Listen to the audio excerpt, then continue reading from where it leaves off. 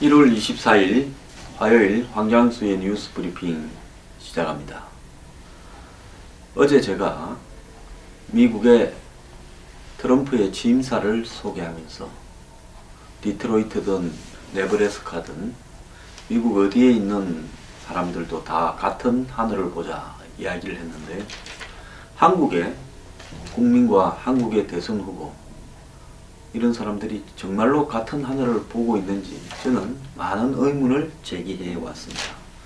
여야를 넘어서서 그들은 마치 여야가 진보 보수인 것처럼 좌파와 우파인 것처럼 이렇게 국민들을 속여왔지만은, 저는 그들이 궁극적으로는 돈, 거대 자본, 기득권에 자유롭지 못하다는 것을 알리는데 치중해 왔습니다. 제가 문재인을, 반기문을, 유력 후보 1, 2를 다 공격하는 이유는 그들이 대표적으로 한국의 기득권에 봉사해온 사람들이 아닌가 하는 제 나름대로의 확신이 있기 때문입니다. 자, 여기에서 제가 분명히 말씀을 하나 드리겠는데요. 문재인 후보는 탄핵 사태에서 촛불 시위 현장에 나서서 또 조기 하야를 주장하면서 수도 없이 주장해온 정경유착과 부패 근절 부분에 대한 입장에 서서 똑같은 수위의 발언을 이재용 영장기각에 대해서 말하지 않았습니다. 더 웃기는 것은요, 이런 문재인 후보를 공격해야 될 바른정당이나 새누리정당조차도 이 부분에 대해서는 비판하지 않고 마치 법원의 결정을 존중한다라는 태도를 보이고 있고, 또 박근혜 대통령을 살려야 되겠다고 태극기를 들고 종북 문재인이 당선되는 것을 막아야 된다라고 비판하는데 가장 앞장서는 사람들, 그래서 탄핵이 기각돼야 하는 사람들도, 기각돼야 한다고 생각하는 사람들도 역시 문재인 후보의 이런 이중적인 부분을 공격하고 있지 않습니다. 그것은 그 배경에 삼성이라는 거대 권력이 있기 때문인데요. 재밌는 일이 하나 일어났습니다. 저는 최근에 아마 대한민국에서 거의 유일하다시피 문재인 후보 친노 정권과 삼성과의 유착 부분을 집요하게 공격해 왔습니다. 삼성공화국이 바로 노무현 집권 시기였다. 또 그때 2인자로서 수석 두 자리와 비서실장을 역임했던 문재인 후보는 과연 삼성과 어떤 관계를 유지했는가? 이런 부분에서요, 언젠가는 제가 터질 거라고 봤습니다만은 차마 제 입으로 말하기는 귀찮았습니다. 이제 터졌기 때문에 이야기를 하겠습니다. 고발뉴스라고 아시죠? 이상호 전 MBC 기자고, 다이빙 벨 이 문제도 이야기를 하고 숱한 폭로에 앞장서는 MBC 해직 기자 출신입니다. 자, 이 사람이 과거 노무현 정권 때 삼성의 X파일과 관련되는 부분을 폭로해서 MBC에서 해직되었죠. 노회찬 의원도 그 사실을 인터넷에 게재함으로써 의원직이 상실되었습니다. 그때 당시에 수사를 한 사람 중에 한 명은 황교안 현 대통령 권한대행입니다. 자, 이상호가 1월 17일 자신이 하는 이상호의 사실은 라이브라는 프로에서 삼성 X파일과 이재용 구속 제하의 방송에서 삼성 X파일 보도 사건의 뒷이야기를 전했는데요. 그는 여기서 2005년 삼성 X파일 사건에 대해서 정치권에서 특검을 하자 이랬는데, 특검을 막은 사람이 당시 청와대 민정수석이던 문재인 후보 아니냐, 이렇게 이야기가 되었습니다. 문 후보는 야당이 요구한 삼성 X파일 사건 특검에 대해서 특검은 빚 좋은 개살구로 실효성이 없다고 반대했던 사실을 국민의당이 뒤늦게 이 문제를 삼고 나섰습니다. 즉, 이상호 기자가 문재인 후보가 당시 삼성 X파일 특검을 민정수석을 하고 있었는데 청와대에서 나간 거 아니냐. 그래서 문재인이 삼성으로부터 자유로울 수 있냐. 이런 문제 제기를 했습니다. 이 일을 국민의당이 나서서 이제 문재인 후보의 정체성이 뭐냐고 문제를 삼고 나선 겁니다. 자, 지금 이 문제는요, SNS 상에서 친노 진영과 또 뭐 당시 조기숙 홍보수석을 하던 전 이대 교수 이런 사람들, 그리고 노빠 문빠들까지 달라붙어서 이상호 기자를 공격하고, 그리고 고발하지 않는 것이 언론의 자유에 대한 존중이지 네가 잘못을 한 게 없어서 안 하는 게 아니다 하면서 번져가고 있습니다. 국민의당의 문병호 최고위원은 23일 당 회의에서 삼성 앞에서는 한 소리도 못하면서 정작 삼성을 세게 비판하는 사람 앞에서는 권력을 휘두르면서 억압을 한다. 이런 이야기로 해석될 수 있겠죠. 자, 그러면서 이상호 대표의 폭로에 대해서 문재인 대표는 명확한 해명을 내놓지 않고 극렬 지지자들은 인실 공격과 사이버 테러를 가하고 있다. 그리고 국민의당의 조배숙 정책위원장도 삼성 엑스파일 특검에 대한 문재인 대표의 생각을 듣고 싶다. 국내 최대 재벌과의 유착을 의심받는 상황에서 재벌 개혁을 추진할 수 있겠느냐라고 이야기를 했습니다. 당시 언론 보도에 따르면 문재인 후보는 청와대 출입기자와의 질의응답에서 도청 사실에 대한 수사는 이미 국정원이 자체 조사 중이고 검찰 수사도 병행되고 있다. 특검의 수사를 맡긴다면 3, 4개월 후에나 활동할 수 있고 그때까지 문제를 덮자는 말이기 때문에 삐종 개살구며 실효성이 없다. 언뜻 보면 말이 되는데 언뜻 보면 특검 하지 말자 소리죠. 이에 대해 문 후보는 당시 당 정청이 모두 같은 상황이었고 특검 착수에 몇 달씩 걸렸기 때문에 문제될 게 없는 발언이다. 정치 공세를 펴고 있는데 불과하다. 이렇게 말을 했습니다. 이상호 기자는 이 방송에서요, 나는 그때 특검을 간절히 바랬다. 목숨을 걸고 보도했다. 하지만 며칠 뒤에 노무현 대통령이 이것은 뇌물보다는 도청이 더 중요한 문제라고 생각한다면서 수사 기류가 바뀌었다. 당시 노무현 전 대통령이 삼성과 관련해서 처신한 부분은 누가 뭐라 하더라도 떳떳하지 못했습니다. 우리가 박근혜 대통령이 정윤회 3인방 찌라시 사건 때 뭐라고 했습니까? 그 찌라시 사건 때 중요한 것은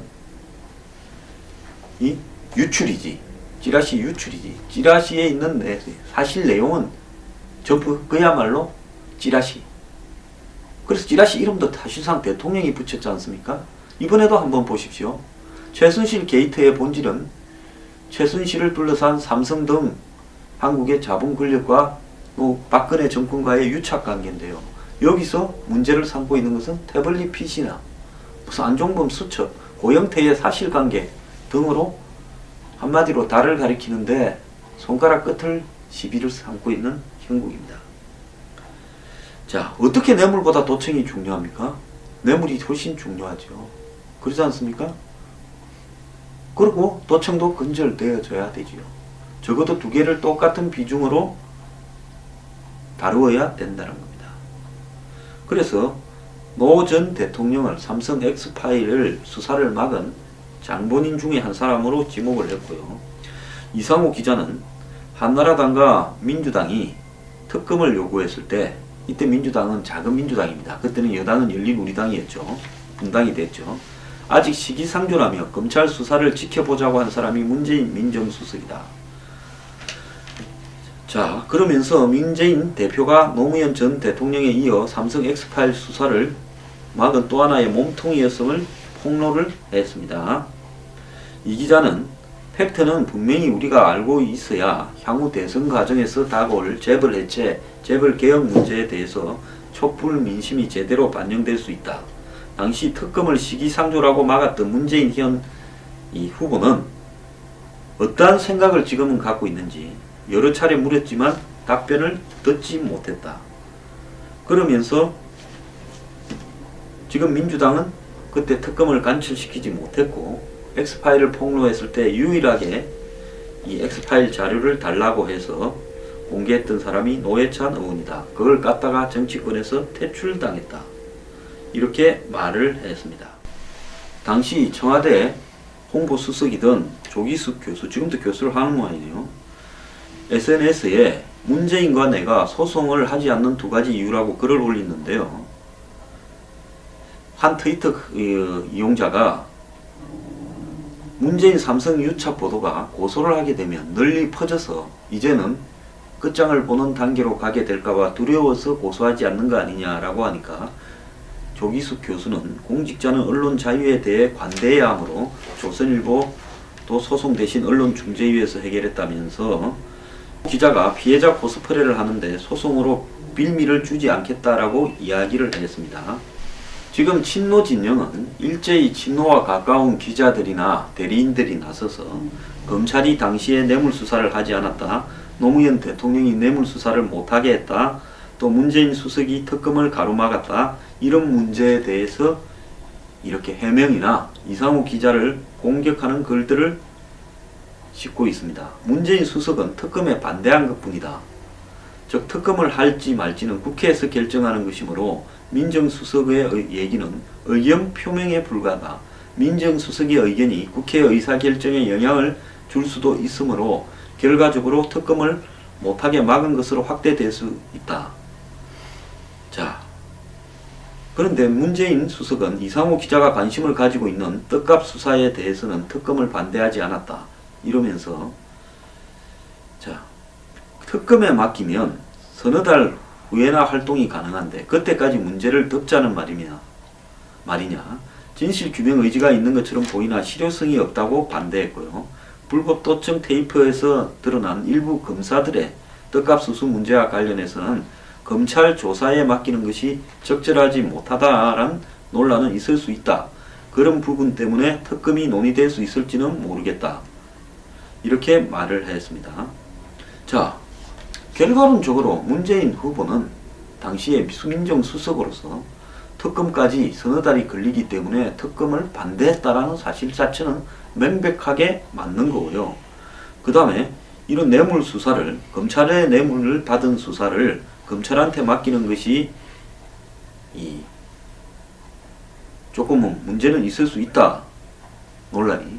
그래서 특검이 이야기될 수 있을지는 모르겠다라고 했는데요. 그러면 왜 특검이 되지 않았느냐? 이 부분에 대해서 당시 주로 있었던 것이 97년 대선에 관한 사안이었는데요. 대선 전후에 있었던 이 도청 내용이요. 그 2부에서 제가 당시 사건의 내용을 요약해서 말씀드리겠습니다만은, 그런데 당시 한나라당은 거기에 있었던 테이프 전체를 공개하는 것보다 이 범죄가 확실한 내용에 대해서만 특검을 하자 했고, 열린우리당은 자신들이 이 삼성을 비호해 주기 위해서 사실상 특검을 막기 위해서 오히려 더 불을 질렀습니다. 전체 테이프를 다 공개하는, 한마디로 특별법을 만들자. 그리고 특검을 하자 이랬습니다. 자, 특별법 제정이 우선이고 특검을 하든 검찰 수사를 하자는 것은 이선이었습니다. 그러니까 자, 깔라면 다 까든가 하면서 그러면 너가 특검 못하겠지라고 사실상 특별법을 주장하면서 먼저 하자고 특검을 못하도록 압박했고요. 민주노동당은 특별법 특검 동시에 하자 했고요. 열린우리당은 이 특검을 반대했습니다. 열린우리당 또한, 여당 또한, 당시에 여당이 열린우리당이지 않습니까? 이 사람들도 2002년 대선 자금에 대해서 고생을 했는데 이제 그 테이프를 다 까서 97년에 한나라당까지 까지게 되면 나중에 당하는 한나라당이 어떻게 하겠습니까? 다시 열린우리당 너희는 그러면 2002년에 안 받았냐? 이래서 슬쩍 좀 축소하고 덮어서 가라앉혔던 2002년 대선 자금 수사가 다시 번지게 되면 열린우리당이나 노무현 후보 대통령도 당시 타격을 입을까봐 전전긍긍을 했습니다. 그래서 결국 특검이 되지는 않았는데요. 문제는 문재인 후보가 반대했느냐 안 했느냐가 중요한 거지, 다른 사람들이 뭘 했느냐를 이야기하지 말기를 바랍니다. 다른 사람이 뭘 했는가 아니라 문재인은 분명히 삼성 X파일 특검을 반대했다. 반대하는 논리를 퍼뜨리기 위해서 교묘한 이 언어적 유의를 했다라고 생각하는 게 저의 입장입니다. 그때 당시에 문재인 후보의 보도 내용을 보면 특검 도입에 대해 문재인 수석은 도청 사실에 대한 수사에 있어 특검은 삐종 개살구라며 진실 규명의 의지가 있는 것처럼 보이나 실효성은 없다라고 반대 입장을 분명히 했다라고 나와 있습니다. 문 수석은 향후 조사와 관련 도청의 전반적인 실태, 책임 범위, 사적 목적으로 악용된 사례, 도청 경과물 사후 관리 등에 대해 조사 규명하는 것이 우선이라고 설명을 했습니다. 자, 이 부분으로 보자면 당시 있었던 이 도청 사태를 조사하자면 그때가 언제입니까? YS 정권, 또 DJ 정권도 그 이후에 도청에 좀 관련된 부분이 있어서 당시 임동원, 신건 국정원장 2명이 한 10여 명 이상의 인물들을 도청으로 했다. 휴대폰 도청했다 해서 이걸로 처벌을 받았습니다. 즉 지난 정권을 때리는 대로 방향을 돌렸다는 겁니다. YS 정권과 DJ 정권을요. 그러면서 삼성과 관련되는 부분은 특검의 실효성이 없다고 덮는 쪽으로 치중을 했다는 겁니다. 그러니까 삼성과 관련된 도청 내용을 도청 자체를 문제 삼으면서 삼성 문제를 덮어버리는데 노무현 1위, 문재인 2위로 크게 이 사건을 덮는 데 기여했고 삼성은 그로써 이 사건에서 빠져나가게 된 겁니다. 이상호 기자는 그때 문재인 후보가 민정수석으로서 이 사건의 본질, 즉 삼성이 우리나라 고위청 전반 그리고 법조계 검사 등에도 떡값을 뿌린 부분들을 덮어버리고 이 사건을 도청했던 국정원 직원의 문제로 삼았다는 겁니다. 당시 우리 사회는 DJ 정권의 상당 부분까지 도청을 사실상 하고 있었던 것이 맞고요. 도청 자체를 바로잡는 것도 중요했지만은 사실상 이런 식으로 한국의 고위층들이 다 삼성의 앞잡이 노릇을 수행했다라는 문제 또한 도청 못지않게 중요했는데요.